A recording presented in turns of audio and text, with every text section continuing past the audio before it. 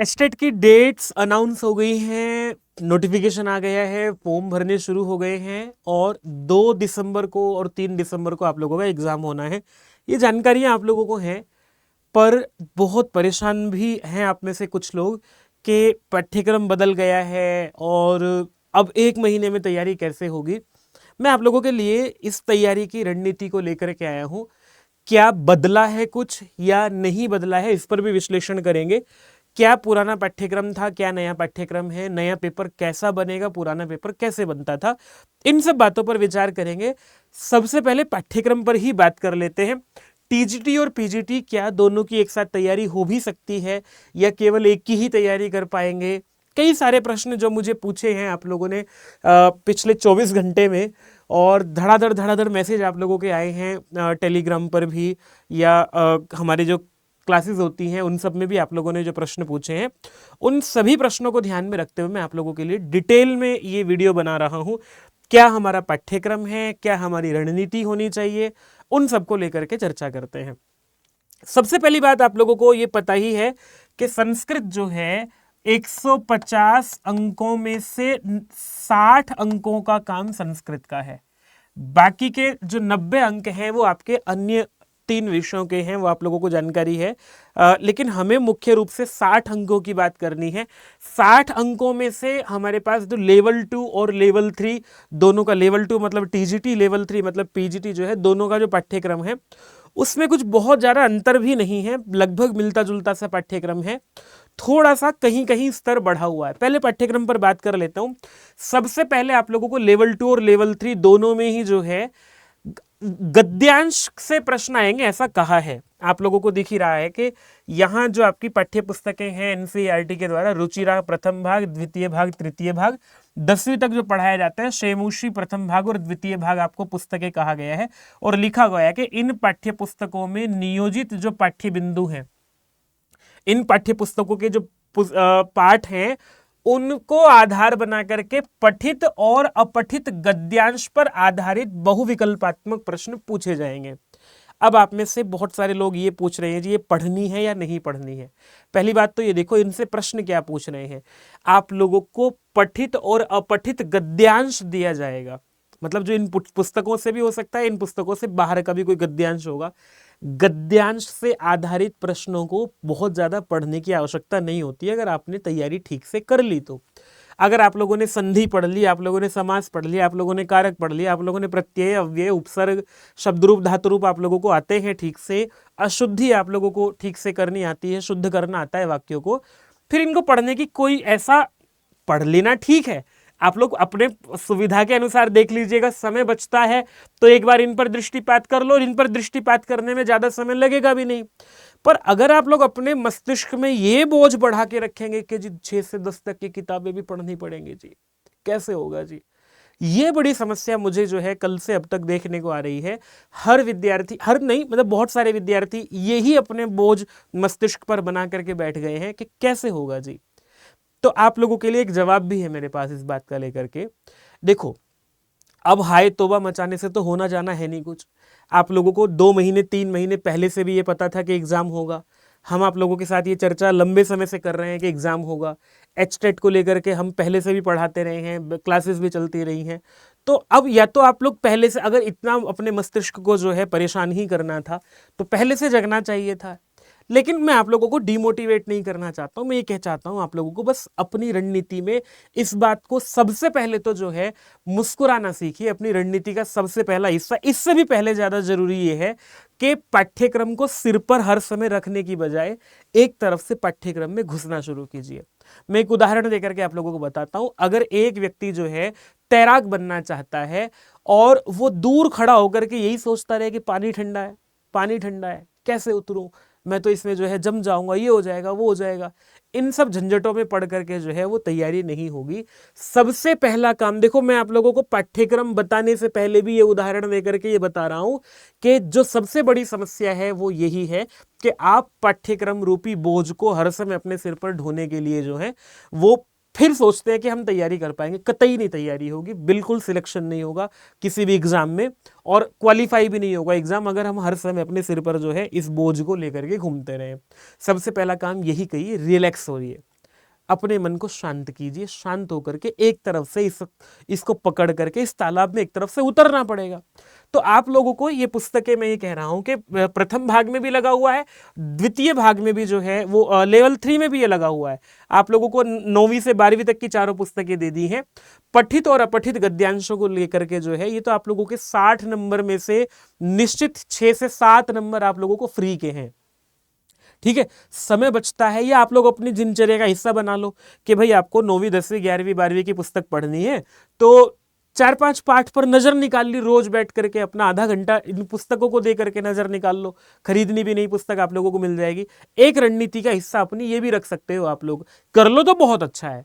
बजाय इसकी ये परेशान होने की, ये पढ़ना पड़ेगा, ये सोचना पड़ेगा, ये देखना पड़ेगा, करना पड़ेगा, ये सब सोचे बिना आप लोग अपनी रणनीति के हिस्से में ये बनाओ कि इन पुस्तकों का आप लोगों को 3-3 4-4 पाठ करके रोज एक बार नजर मारनी है। भाई ग्रेजुएशन पोस्ट ग्रेजुएशन करने के बाद 9वीं 10वीं किताब पढ़ना कौन सा बड़ा काम है, कुछ भी नहीं है ऐसा। तो एक तो ये हुआ। दूसरे नंबर पर आप लोगों को दिया हुआ है कि इन सूत्रों संज्ञा प्रकरण दिया हुआ। संज्ञा प्रकरण में पेड बैच में पढ़ा भी चुका हूं आप लोगों को, और हम बिल्कुल ऐसे ही पढ़ रहे हैं जैसे पाठ्यक्रम दिया हुआ है। मैं आप लोगों को पाठ्यक्रम जो पहले से बना करके मैंने दिया हुआ है, आप उसको और इसको कंपेयर कर लो। इतना सा बहुत ज्यादा अंतर नहीं है, और अच्छा हो गया हमारे लिए कि लिख के दे दिया इन्होंने। तो आप लोगों को संज्ञा प्रकरण दिया हुआ है। संज्ञा प्रकरण बहुत आसान है, आप लोगों को निश्चित रूप से कोई संज्ञा पूछी जाएंगी, 1 से 2 प्रश्न जो है यहां से बनेंगे। दोनों जगह संज्ञा प्रकरण दिया हुआ है, दोनों में समान है। मैं आप लोगों को एक्सटेट की तैयारी दोनों की एक साथ इसीलिए कराता हूं क्योंकि दोनों में कुछ बहुत ज्यादा अंतर नहीं है। फिर आप लोगों को जैसे पीजीटी वाला देख रहे हो, यहां पीजीटी में जो है संधि के कुछ सूत्र दे दिए हैं। इन संधि के सूत्रों की चर्चा है। इन सूत्रों से आप लोगों को कौन सा सूत्र उत्सर्ग है, कौन सा अपवाद है, कौन से सूत्र का क्या उदाहरण है, इसको पढ़ते हुए आगे बढ़ेंगे। ज्यादा बड़ा काम नहीं है और बहुत आसान है ये वाला विषय। इधर भी ऐसे ही किया, आप लोगों को यही सूत्र ज्यों के त्यों यहां लिख दिया, इन्हीं सूत्रों को पढ़ के संधि पढ़नी है। दोनों में संधि समान दी हुई है। समास आप लोगों को दिया हुआ है कि ये जो समास है आप लोगों को समास वही है, दोनों जगह समास दिया हुआ है, तो समास पढ़ना है। इसी तरह से आगे जो है प्रत्ययों का सामान्य परिचय दिया हुआ है कि पूर्व कृदंत, उत्तर कृदंत, तद्धित है, स्त्रीलिंग, है ना।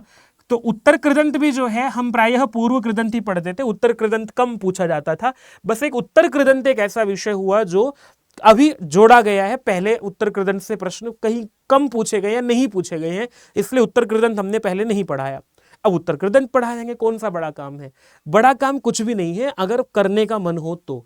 बस मैं आप लोगों को ये वीडियो बनाने का मेरा उद्देश्य एकमात्र ये, सिलेबस आपने देख ही लिया, इस सिलेबस को इस दृष्टि से देखो कि मेरे पास 1 महीना है, 1 महीने में मुझे करना है। और एक बात और ध्यान में रखना, ये नौकरी वाला एग्जाम नहीं दे रहे हो आप लोग। आप लोगों को 150 में से 90 नंबर चाहिए। 90 नंबर में आप लोगों को 60 में से 50 या 45 नंबर तो बहुत आसानी से ला सकते हो, अगर आपने इस पाठ्यक्रम को मजे से जो है उतर के इसमें घुस करके पढ़ना शुरू कर दिया तो बस पढ़ना शुरू करना। मैं यही कहना चाह रहा हूँ विशेष रूप से आप लोगों को। मेरा वीडियो बनाने का उद्देश्य सिर्फ यही था, बाकी पाठ्यक्रम आप लोगों ने देख ही लिया। तो उत्तर कृदंत को एक अलग से मुझे जो नया पाठ्य टॉपिक इसमें लगा कि जो अब तक नहीं पूछा था, बाकी तो तद्धित पहले से पूछता था, हम पढ़ाते भी थे। स्त्रीलिंग पहले पढ़ाते थे, पूछता भी था, पहले से पूछे हुए प्रश्न है इन्होंने। तो दोनों जगह जो है आप लोगों को वही पाठ्यक्रम दिया, व्याकरण का उतना ही पाठ्यक्रम दोनों जगह है, कोई विशेष अंतर नहीं है दोनों में। 3 भागों में पाठ्यक्रम को बांटा है आपके। दूसरा भाग जो आप लोगों का, जैसे पीजीटी वाला दिखा रहा हूं, पीजीटी में इन्होंने शब्द रूप दिया, कुछ शब्द रूप है। शब्द रूप धातु रूप पहले से याद करते भी थे, अभी कोई ऐसा विशेष नहीं है। तो कहा है कि इन शब्द रूपों का ज्ञान और विभक्ति पर आधारित प्रश्न भी जो है कुछ आप लोगों को पूछे जाएंगे, तो इन शब्द रूपों को आप लोग देखना। वैसे तो ये सूत्र सहित लिखने का मतलब तो ये है कि सिद्धि प्रक्रिया पूछना चाह रहे हैं, पर सिद्धि प्रक्रिया पढ़ पाना संभव नहीं है इस 1 महीने में, ठीक है। और आप लोगों को इनमें से कुछ ऐसी चीजें जो हैं, इन प्रश्नों को या इन विषयों को कैसे पढ़ना है, मैं आप लोगों को यहां से कुछ मुख्य जो सूत्र ऐसा लगता है कि ज्यादा भी नहीं, बहुत 5, 7, 10, 15 सूत्र जो है जो ऐसा लगता है कि पढ़ने ही चाहिए, वो मैं आप लोगों को बता दूंगा कि उसको ऐसे पढ़ना है, तो उनको पढ़ लेंगे हम लोग। ज्यादा कठिन काम नहीं है। तो ये हुआ, लेकिन शब्दरूप याद करना जरूरी है। जरूरी नहीं है आप लोगों को सूत्र पूछे या ना पूछे, लेकिन शब्दरूप जरूर पूछेंगे, और शब्दरूप पूछते भी तो शब्दरूप याद करना ज्यादा बड़ा काम नहीं है। 2-2, 3-3, 4-4 शब्दरूप एक दिन में याद करने का बहुत आसानी से हो भी जाएगा। 10 दिन में शब्दरूप याद हो जाएंगे आप लोगों को। दोनों जगह दिए हुए हैं शब्दरूप। इधर जो है शब्दरूप दे करके कहा, इधर भी शब्द रूप दिए, अच्छा शब्द रूप यहां नहीं दे करके ये कहा कि इनको अव्यय पद संबंधी 10th वाला जो हमारा टीजीटी वाला है उसमें अव्यय दे दिए हैं कि इन अव्ययों से बनने वाले सामान्य सूत्र, 3-4 सूत्र ज्यादा नहीं है, ये बहुत आसान है अव्ययों का। स्वरादि निपातम अव्ययम जो है वो उस प्रकरण में बहुत कम सूत्र हैं, तो उनको देख लेंगे, ठीक है। और इसके बाद आप लोगों को इधर दिया हुआ है सामान्य प्रश्न भी कुछ लिखा हुआ है कि उपसर्ग संबंधी सामान्य प्रश्न होंगे, उपसर्गा क्रिया योगे विशेष्य विशेषण कुछ पूछा जाएगा, कोई वाक्य दे देंगे कौन किसका विशेष्य है कौन किसका विशेषण है, ऐसे प्रश्न पूछ लेंगे। विलोम पद पर्याय पद किसी का पूछ लेंगे, बहुत आसान है, इसको कठिन मान करके कतई मत चलिएगा, बस पढ़ने का प्रयास कीजिएगा। कारक प्रकरण दिया हुआ है सिद्धांत कौमुदी के अनुसार जो है सूत्र सहित, पढ़ा भी चुके हैं इसको, कई बार हम लोग जो है यूट्यूब पे भी पढ़ाया हुआ है, फ्री भी पढ़ाया हुआ। अच्छा आप लोग चाहो ना, अगर आप में से कुछ लोग ऐसे हैं कि जी हमें फ्री तैयारी करनी है, पेड बैच में नहीं जुड़ना है, कोई समस्या नहीं है, यूट्यूब पर इनमें से व्याकरण वाला लगभग विषय पढ़ाया हुआ है, प्रत्यय पढ़ाया हुआ है, कृदंत पूरा का पूरा पढ़ाया हुआ है, आप लोग जो है कारक सिद्धांत कौमुदी के अनुसार पढ़ाया हुआ है। आप लोग जाकर सर्च करेंगे, मेरे नाम से सर्च करेंगे, वीडियोस दिख जाएंगे आप लोगों को, लेकिन लग करके पढ़ने वाला जो है उसके लिए है। फिर इन्होंने उधर देखो, इधर वाला जो दूसरा भाग है इन्होंने यहाँ शब्द रूप अलग से दिए हैं, बाकी धातु रूप दिए हुए हैं पीजीटी में कि इनको भी जो है 10 लकारों में इन धातुओं के रूप हैं, याद कर किए जा सकते हैं, लेकिन लग करके। फिर आप लोगों को वही दिया हुआ है, यहाँ भी प्रत्यय दिए हुए हैं, कारक दिया हुआ है सिद्धांत कौमुदी के अनुसार। और तीसरा भाग जो पीजीटी में दिया हुआ है वो दिया हुआ है छंद अलंकार। एक तो पहला भाग ये दिया, इधर क्या दिया हुआ है तीसरे भाग में टीजीटी में भी वही दिया हुआ है, छंद दिए, अलंकार दिए, कुछ कम कर दिए हैं, है ना, वहां अलंकार थोड़े से ज्यादा है, यहाँ थोड़ा सा कम कर दिए हैं टीजीटी में, बहुत कोई अंतर नहीं है।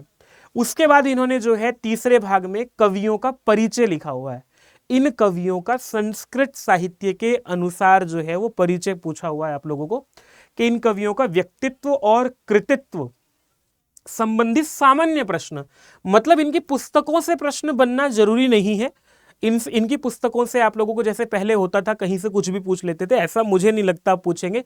अब यहां से आप लोगों को सामान्य संस्कृत साहित्य का इतिहास, एनसीईआरटी की 12th की पुस्तक है संस्कृत साहित्य का सामान्य परिचय, खोल करके पूरी पढ़ जाओ एक तरफ से, और मैं पढ़ा भी चुका हूं पेड बैच में, ये विषय मैं सबसे पहले पढ़ा चुका हूं आप लोगों को, आधुनिक कवियों को छोड़ दे तो बाकी मैं इस पर चर्चा कर भी चुका हूं पेड बैच में, अभी तक हम पहले से पढ़ा रहे थे और ये विषय पढ़ भी चुके हैं हमारे साथ जो बच्चे पढ़ रहे हैं। तो आप लोग भी चाहो तो अपने आप से एक बार पुस्तक खोल के पढ़ने का प्रयास करना, देखो पढ़ना तो पड़ेगा, ये तो निश्चित है, इसको पढ़िएगा। फिर जो है आप लोगों को इधर जो टीजीटी में कहा गया है कि सामान्य वेदांगों का परिचय कहा हुआ है, वेदांगों का सामान्य परिचय कहा है, उपनिषदों का और वेदों का सामान्य परिचय कहा है, ठीक है। ये यहां पर आप लोगों का पाठ्यक्रम आकर के 10वीं वाला टीजीटी वाला खत्म हो जाता है। इधर थोड़ा सा ज्यादा है, इसमें इधर जो है आप लोगों को यहाँ तीसरे उसमें ये तो 10th वाले में भी दिया हुआ है, अव्यय विशेष्य विशेषण जो है सब पढ़ाते थे पहले से आप लोगों को, ज्यों का त्यों टीजीटी में भी सब जगह पढ़ाया है, DSSS में पढ़ाया है, और आप लोगों को जो है राजस्थान में एग्जाम हुआ था उसके लिए पढ़ाया है, सब जगह ये पूछा ही जाता है। HSSC या टीजीटी का एग्जाम पहले हुआ था उसमें पढ़ाया है। संस्कृत साहित्य के इतिहास से आप लोगों को 2 तरह के प्रश्न, 2 तरह से दिया हुआ है कि वैदिक साहित्य अलग दिया है, लौकिक साहित्य अलग दिया है। यहां थोड़ा सा वैदिक साहित्य में आप लोगों को पीजीटी में जो है वो ऋग्वेद मतलब सामान्य परिचय होने के साथ साथ सूक्त दे दिए हैं, पहले से पूछते थे, कोई नया काम नहीं किया, यही मैं 5 सूक्त पढ़ाता था, अब 6 हैं, अग्नि है, पुरुष है, हिरण्यगर्भ है, इंद्र है, भूमि है, प्रजापति है।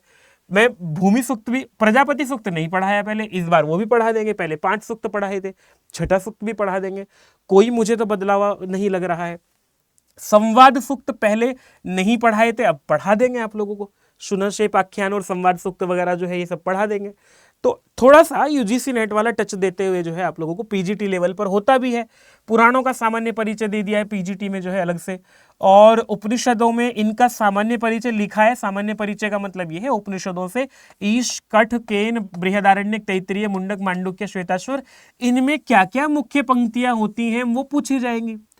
इनका सामान्य परिचय में बहुत कॉम्पिटिटिव एग्जाम्स की पुस्तकों में भी रहता है। आप लोग जो है अगर आप लोगों ने इनको नहीं पढ़ा है तो इनसे मुख्य मुख्य पंक्तियां जो है हम लोग पढ़ाएंगे ही आप लोगों को। वेदांग जो है, वेदांगों का परिचय, शिक्षा, कल्प, व्याकरण, निरुक्त, छंद, ज्योतिष जो है वेदांग का सामान्य परिचय, बल्कि थोड़ा सा विशेष हो जाएगा इनमें से। शिक्षा का परिभाषा क्या है, कल्प क्या क्या ग्रंथ है, कौन से वेद के साथ कौन सा गृह्य सूत्र है, कौन सा धर्म सूत्र है, ये टाइप के प्रश्न बनेंगे। ठीक है, तो ये आप लोगों का पाठ्यक्रम यहाँ होने के साथ साथ फिर इधर भी दे दिया है, कवियों का नाम दे दिया है कि आप लोगों को अच्छा यहाँ कवियों का नाम नहीं दिया है, लेकिन इसका सामान्य परिचय दिया है। यहाँ थोड़ा सा अंतर है। यहाँ आप लोगों को टीजीटी में तो कवियों का सामान्य परिचय में ये प्रश्न बनेगा कि भट्टी काव्य जो है उसके लेखक कौन है, या रावण वध जो है उसका लेखक कौन है, या फिर आप लोगों को किरातार्जुनीयम में कितने सर्ग हैं। लेकिन यहाँ जो है, यहाँ प्रश्न थोड़ा सा ज्यादा बन जाएगा। यहाँ इन सबके मंगलाचरण पढ़ लेने चाहिए आप लोगों को सबके, और जैसे इनकी विशेष जानकारी होनी चाहिए एक एक पुस्तक की। रामायण, महाभारत, श्रीमद् भगवद गीता, श्रीमद् भगवद गीता से तो और विस्तृत प्रश्न बन जाएंगे।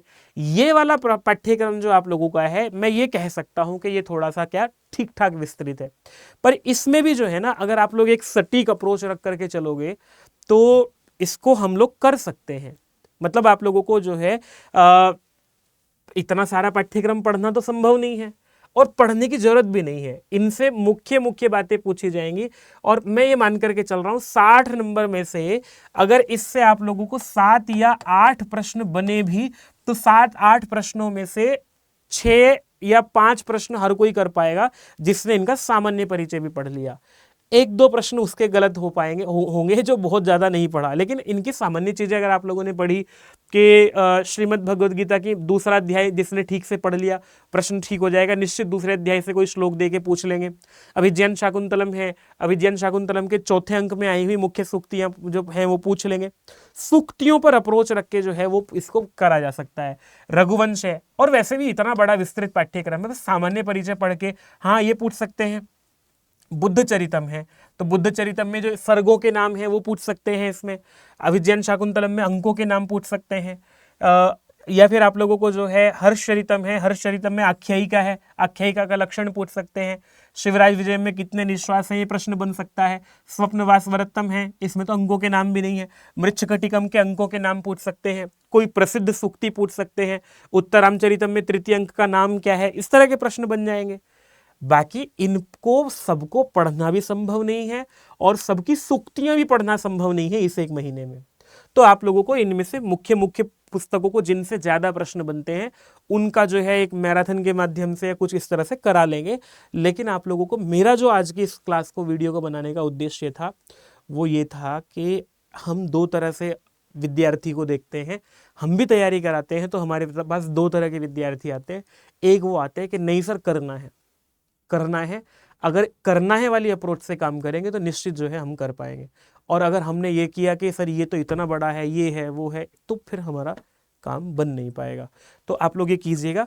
लेकिन आप लोगों के लिए एक जानकारी और बता दूं, मैं यूट्यूब पर HTET के लिए क्लास नहीं चला पाएंगे। कारण ये है समय नहीं है। अभी बहुत सारे एग्जाम हो रहे हैं, बिहार में है, हरियाणा में है, और यूजीसी नेट का एग्जाम आ रहा है। मतलब बहुत सारे बैचेस हैं जिनको लेकर के हम अभी काम कर रहे हैं। तो यूट्यूब पर आप लोगों के लिए क्लास फ्री नहीं चल पाएगी। कुछ क्लास हो सकता है जब जब समय मिलेगा तब तब आकर के कोई मैराथन ले लूँ या कुछ क्लास दे दूँ बहुत महत्वपूर्ण विषय पर अगर आप लोग पूरी तैयारी मेरे साथ करना चाहते हैं, या तो आप पुरानी वीडियोस देख सकते हैं, सर्च करके टॉपिक सर्च करके जो है संधि की, समास की, कारक की, प्रत्यय की, अव्यय की, वो वीडियोस देख सकते हैं। आप लोग निःशुल्क तैयारी करना चाहते हैं यूट्यूब पर तो। या फिर अगर आप लोगों को पेड बैच में जुड़ना है तो मैं आप लोगों को पेड बैच बता देता हूं। आपको करना ये होगा, डिस्क्रिप्शन में एक लिंक दिया हुआ है, अड्डा का ऐप डाउनलोड कर लीजिएगा। ऐप डाउनलोड करने के बाद जो है यहाँ अड्डा 24/7 सर्च करेंगे तो ये आप लोगों को मैं बैच दिखा देता हूँ कि जो बैच हमारा है ऑल कोर्सेज पर जाएंगे। ऑल कोर्सेज में जाकर के घूमना बंद हो गया, हाँ, ऑल कोर्सेज में जाकर के गवर्नमेंट जॉब एग्जाम सेलेक्ट करेंगे। गवर्नमेंट जॉब में जाकर के जो है टीचिंग सेलेक्ट करेंगे। टीचिंग सेलेक्ट करने के बाद HTET क्लिक करेंगे, और HTET में जाकर के आप लोगों को यहाँ टीजीटी पीजीटी के लिए मैंने एक ही बैच बनाया है। पीजीटी के लिए कुछ अलग से क्लास जो होंगी वो कर लेंगे, उसमें करेंगे प्रॉपर तैयारी से जो है उसको करेंगे। और सिलेबस के अनुसार पाठ्यक्रम के अनुसार आप लोगों की पूरी तैयारी कराने का जो है मैंने हो भी चुका है, शुरू में कुछ क्लासेस में हो भी चुकी हैं। ये रहा संस्कृत का शिखर एचटेट बैच। टीजीटी और पीजीटी का सेम बैच है, आप लोगों को यहाँ अलग से उसका कुछ देखने की जरूरत नहीं है, आप लोग चाहो तो देख सकते हैं। संस्कृत का पीजीटी लेना है पीजीटी ले लो, टीजीटी लेना है टीजीटी ले लो। आज आप लोग लोगे तो डबल वैलिडिटी है। और एक चीज और बताऊं मैं आप लोगों को, HSSC का भी सेम सिलेबस है, यही सिलेबस से आप लोगों को HSSC एग्जाम लेगा। तो अभी तैयारी करोगे तो डबल वैलिडिटी में आप लोगों को लाभ ये होगा कि इसमें आप लोगों को, मैं 5 अक्टूबर से ये बैच शुरू कर चुका हूँ। हालांकि इसमें ऐसा भी नहीं है कि बहुत ही ज़्यादा क्लास हो गई है, कुछ क्लासेस में हो गई हैं। जैसे कि आप लोग जो है इसको देख रहे हैं तो 6+6 महीने की वैलिडिटी में, मतलब HSSC का एग्जाम तब तक हो जाएगा जब तक ये बैच आपके पास रहेगा, अगर आज ले लेते हैं तो। यहाँ एक बाई नाउ पर क्लिक करेंगे, बाई नाउ पर क्लिक करके कूपन कोड यूज करना होगा आप लोगों को। ध्यान रखना ये है कि कूपन कोड क्या है, Y321, ये ध्यान रखना, ये वाला कोड Y321, ये कोड अप्लाई करेंगे। अप्लाई करके ये 2299 रुपये का आप लोगों को दिख रहा है। 6+6 महीने की वैलिडिटी का मतलब 1 साल के लिए आप लोगों के पास ये रहेगा, और 1 साल में आप लोगों को ये वाला टीजीटी एचटेट तो क्वालिफाई कर पाओगे, इसके साथ साथ आप लोग आगे टीजीटी का, HSSC टीजीटी का एग्जाम भी क्वालिफाई कर पाओगे। तो महत्वपूर्ण है, आप लोग जो है तैयारी कीजिएगा। बाकी तैयारी जो है पेड बैच में पूरे उसके साथ हम लोग करेंगे। कोई प्रश्न हो तो वीडियो पर छोड़ दीजिएगा। फिर मिलते हैं, तब तक के लिए नमस्ते।